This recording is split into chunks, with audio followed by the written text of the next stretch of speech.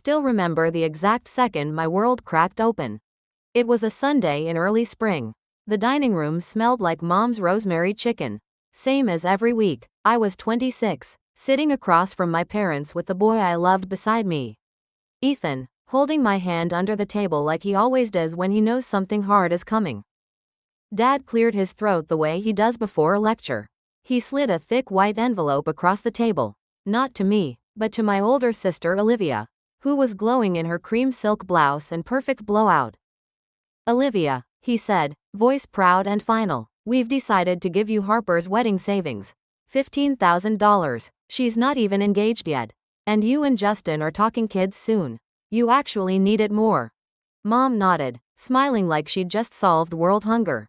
"It's only fair, sweetheart. Olivia is giving us grandchildren. That money will help build a real future." Olivia reached for the envelope like it was already hers. She didn't even look at me. I felt the air leave my lungs. That envelope was every extra shift, every birthday check from Grandma, every dollar I'd scraped together since I was 19, dreaming of a tiny, perfect wedding one day, gone, just like that. I looked at Ethan. His jaw was tight, but he stayed quiet, squeezing my fingers once, like he was saying, "Wait." I didn't cry, not yet. I just stared at the envelope sitting in front of my sister and realized, at 26 years old, I was still the afterthought.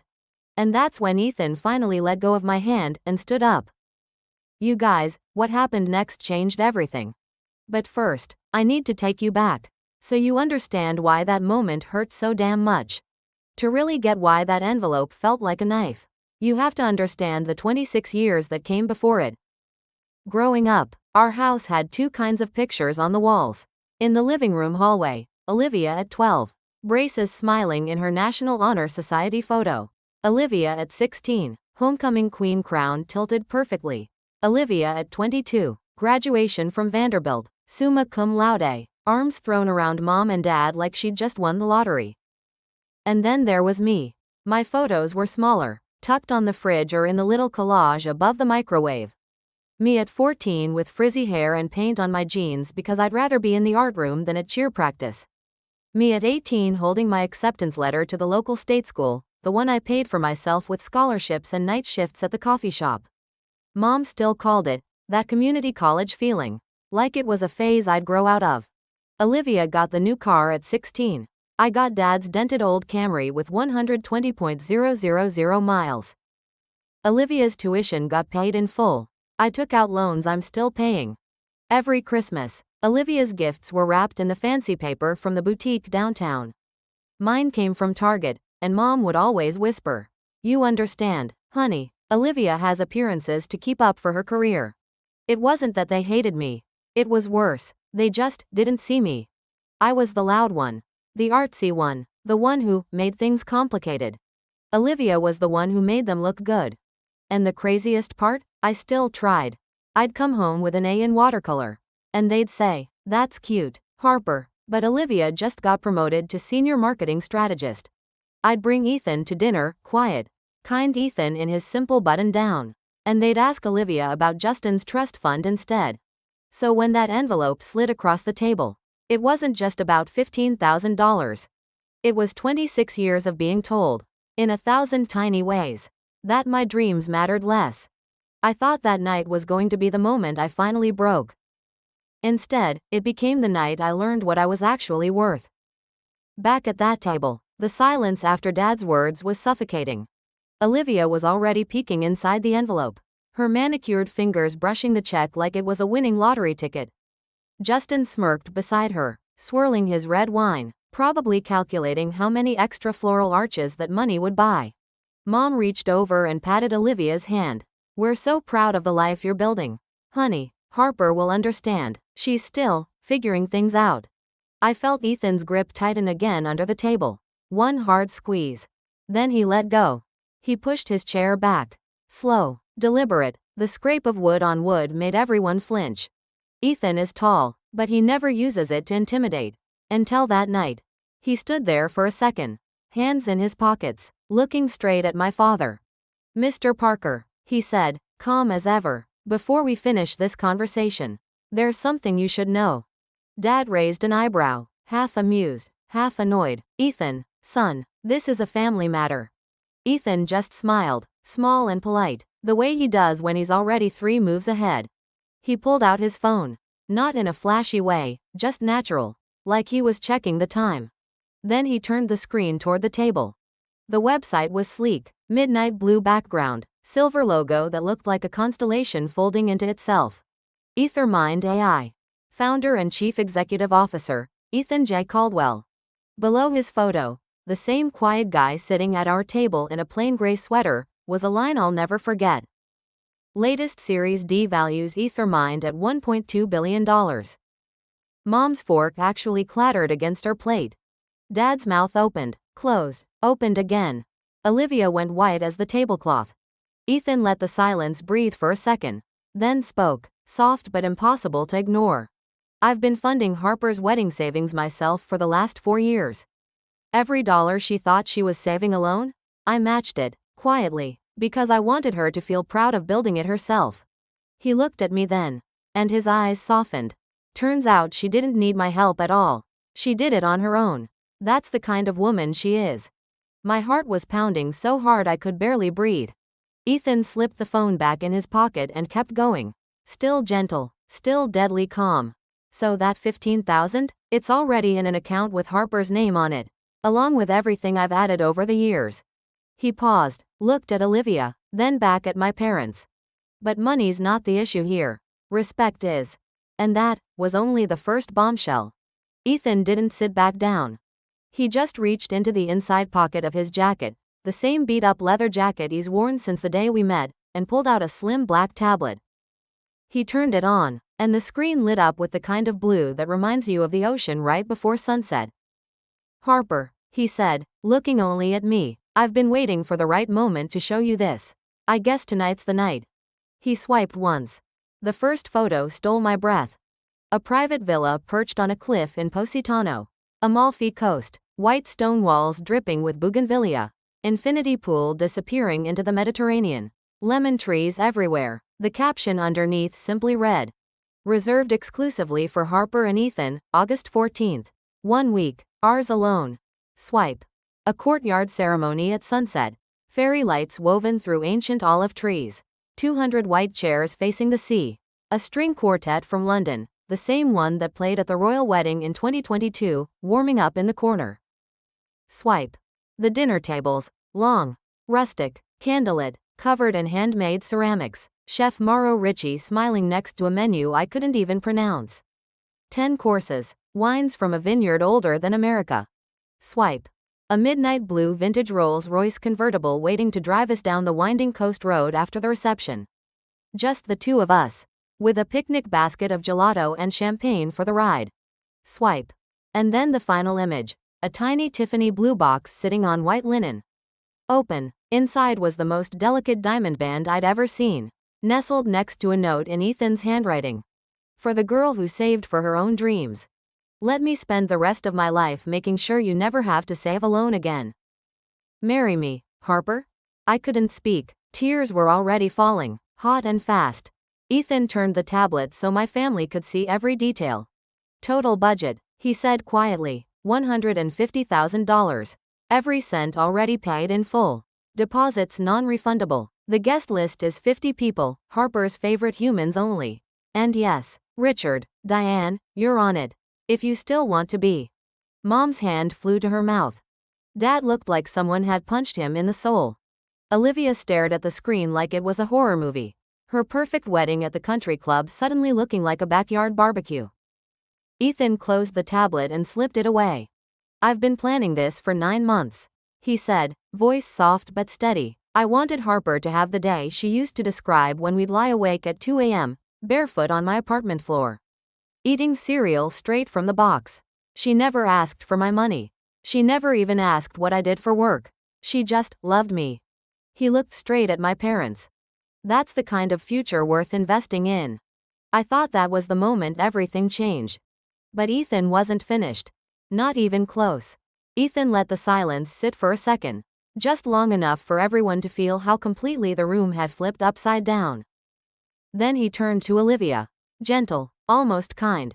Olivia, you've mentioned a few times how excited you are about the Series C round at Lumora Health. $50 million raise, right? Congratulations, by the way.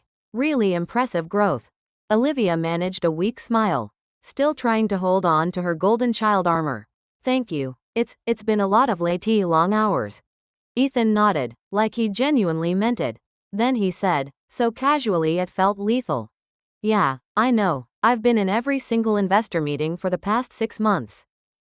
Olivia blinked. Justin frowned. Mom looked confused. Ethan kept going, same calm tone. Ethermind led the round. We're taking a controlling 68% stake. Which means, starting next quarter, Lumora's new parent company is mine. He let that land.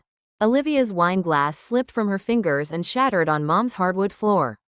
Red bled across the floorboards like a crime scene. Ethan didn't even flinch. I've read every slide deck, he said, every marketing forecast, every growth projection you personally signed off on. Olivia, great work, truly. The board's been very happy with the CMO. He paused, just long enough for her to start breathing again. Thing is, after the acquisition closes, we'll be doing a full leadership restructure. Standard process, fresh eyes on every C-suite role. I sit on the new board. I have final veto on who stays. Olivia's face went from white to gray. Justin finally found his voice. All fake bravado. You wouldn't fire her over a family dinner. Ethan looked at him like he was a kid who just learned gravity exists. I would never fire someone over a family dinner, he said. I fire people when they treat someone I love like she's disposable. And tonight, you all did exactly that. He turned back to me, and his eyes softened again. Harper, I didn't tell you any of this because I never wanted you to feel like you needed saving. But tonight they made it clear they think your dreams are worth less than your sister's. So I'm making something else clear. He looked around the table. Slow, deliberate. Your disrespect just cost you a lot more than $15,000. 2 weeks later, everything they thought was secure started falling apart. 2 weeks later, on a random Tuesday morning, my phone started blowing up. The first text was from Olivia. Just 3 words. Harper, please call. Then another. Everything is falling apart. I was sitting at our kitchen counter. Ethan making coffee like it was any other day. I showed him the screen. He just nodded, calm as ever, and handed me a mug. I called her back. Olivia picked up on the first ring, and she was crying so hard she could barely speak. The venue, they canceled. She choked out. The country club sent an email last night. Some unexpected renovation clause. They're keeping our $20,000 deposit and rebooking the date to someone else. I sat there, stunned. That date had been locked in for 14 months.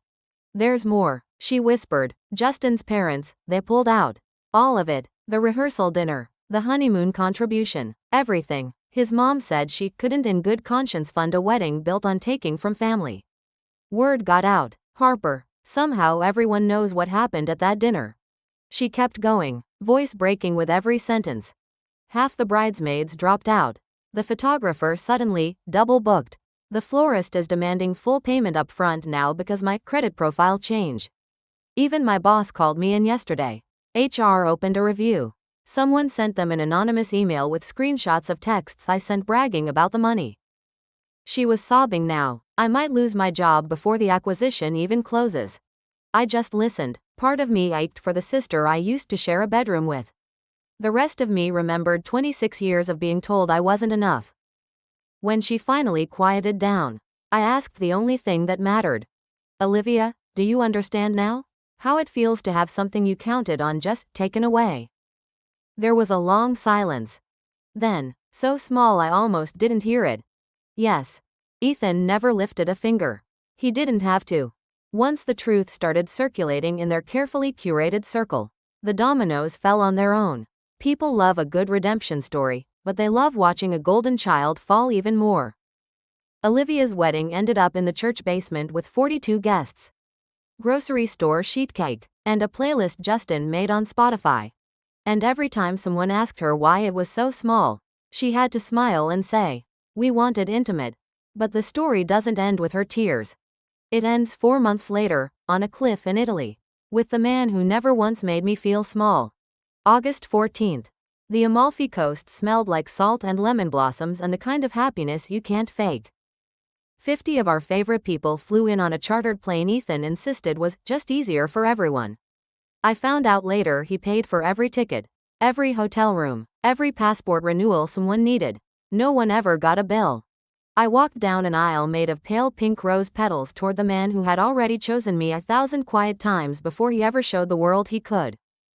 He stood under an arch covered in wisteria, barefoot in the sand-colored linen suit I picked out, eyes red like he'd been crying since sunrise. When he saw me, he didn't try to hide it. He just mouthed, "You're the most beautiful thing I've ever seen." The vows were short because we'd already said everything that mattered on late-night drives and kitchen floors. But I'll never forget the part where he promised, voice cracking in front of everyone, "I will never let another person make you feel small again, not even the ones who share your blood." We kissed while the sun melted into the sea, and the string quartet played a song Ethan wrote for me on his phone at 3 a.m. the night he decided I was his forever. That night we danced under lanterns that looked like tiny moons. Chef Mauro brought out a lemon ricotta cake so light it floated on your tongue. Fireworks exploded over the water at midnight. Someone told me later they cost more than my parents' house. And for the first time in my life, I didn't look around for approval. I didn't need it. I already knew who I was to the person who mattered most. Vogue Brides ran 12 pages on it the next spring. The headline read, "From overlooked to unforgettable, a love that refused to let her settle." But the prettiest pictures weren't the ones in the magazine. They were the ones on my phone. Me laughing so hard I cried while Ethan tried to teach my grandma to dance to Frank Ocean. My best friend from art school hugging me so tight her mascara ran. And one blurry shot Ethan took of me at sunrise the morning after. Barefoot on our villa balcony, wearing his white button-down, looking like I finally believed I belonged in my own story. That was the day I stopped apologizing for taking up space. But the real miracle didn't happen on that cliff. It happened 8 months later, in a therapist's office back home. 8 months after the wedding, Dad called and asked if we could meet. Just the two of us. No Mom, no Olivia, no Ethan. He sounded small. We sat in a corner booth at the same diner where he used to take me for hot chocolate after my Saturday art classes when I was 8. Same cracked red vinyl seats. Same smell of burnt coffee. He stirred his coffee for a full minute before he spoke. "I've been seeing someone," he said, "a therapist, 18 months now, every Thursday at 4. I waited. He looked up, eyes red. "Your mom made me go after you stopped coming to Sunday dinners. Said if I didn't figure out why I kept choosing one daughter over the other, I'd lose both." He told me things I never thought I'd hear. How he grew up dirt poor, only boy in a family of 6 sisters, always terrified of ending up alone in old age.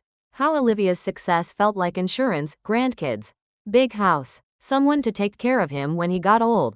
How he looked at me and saw the kid who painted murals on her bedroom walls instead of studying for the SAT. And panicked that I'd never be okay without him. I thought I was protecting the family. He whispered, "Turns out I was just protecting myself from being scared." Then he told me about the sessions that broke him open. The one where the therapist asked him to bring childhood photos. He brought Olivia's graduation portrait, and realized he didn't have a single picture of me older than 12 on his phone. The one where he had to read out loud every time he'd praised Olivia in front of me. 47 times. He cried so hard he threw up in the parking lot afterward. And the one where the therapist made him call Olivia in and say, "I used you to feel safe. And I hurt your sister to do it." Olivia sat silent for the rest of the session. Then she asked if she could come back the next week. She never missed one after that. Dad reached across the table and took my hand, the same hand that used to be sticky with paint when I was little. "I'm proud of you, Harper, not because of the wedding, or Ethan, or the magazine. I'm proud of the woman who stood up that night and refused to be invisible anymore. I should have been proud the first time you showed me a painting at age 7. He started crying then, quiet, ugly tears that shook his whole body. "I'm so sorry I made you earn something that was never yours to earn." I cried too, for the little girl who used to hide report cards because they weren't perfect. For every birthday I pretended didn't hurt. But mostly, I cried because for the first time, I believed him. Olivia's healing looked different. She lost the CMO title when the acquisition went through. Started over as a senior director, still good, but no longer untouchable. She told me the first month felt like wearing someone else's skin. She kept waiting for people to treat her like she used to treat me.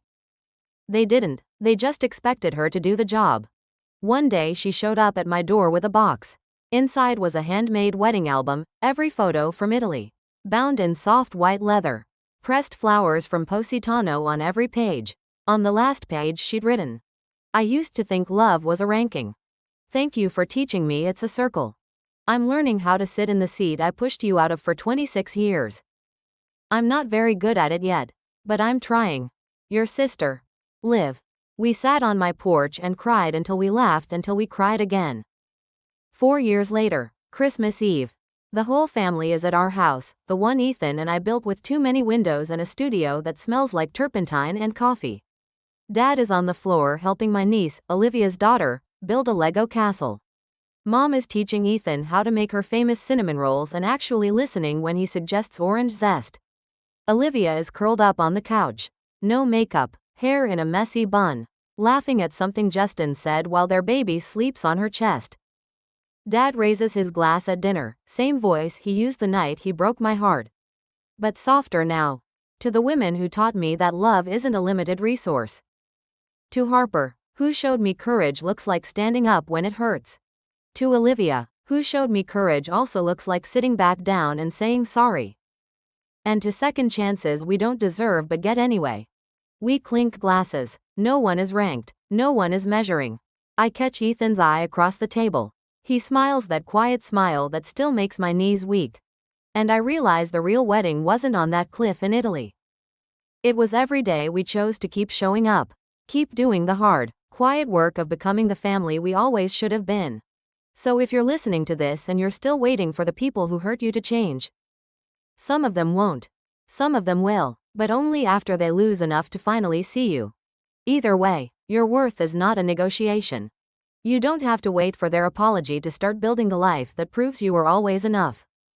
I know that now. And I'll never let anyone, family or not, make me forget it again. That's my story. If you've ever been the overlooked one, the one who had to fight to be seen. When was the moment you finally realized you were worth more than how they treated you? Drop it in the comments. Your words might be the light someone else needs tonight. Thank you for sitting with me through this. I'm Harper. And I'm finally, fully home.